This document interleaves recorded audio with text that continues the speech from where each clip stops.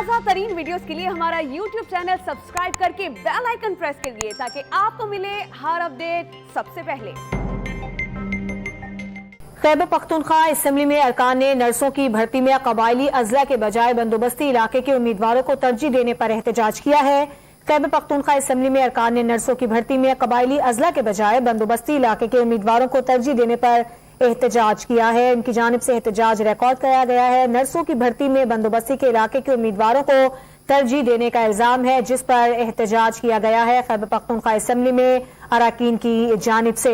इसी पर बात करेंगे डॉन न्यूज के नुमाइंदे आरिफ हयात से। आरिफ, ये क्या मामला है?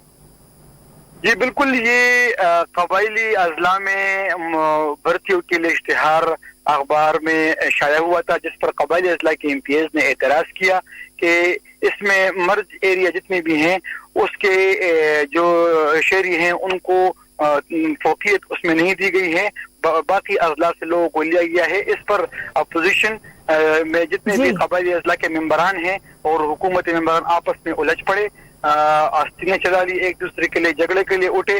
माविन इत्तलात और एनपी के जो निसार मोहम्मद खान है और माविन इत्तलात खैबर पख्तूनख्वा का मनबंगश है, उनके दरमियान तल्ख कलामी भी हुई, लेकिन मामले को देखकर स्पीकर ने इजलास फिर तक मुलतवी कर दिया। बहुत शुक्रिया आरिफ हयात आपका।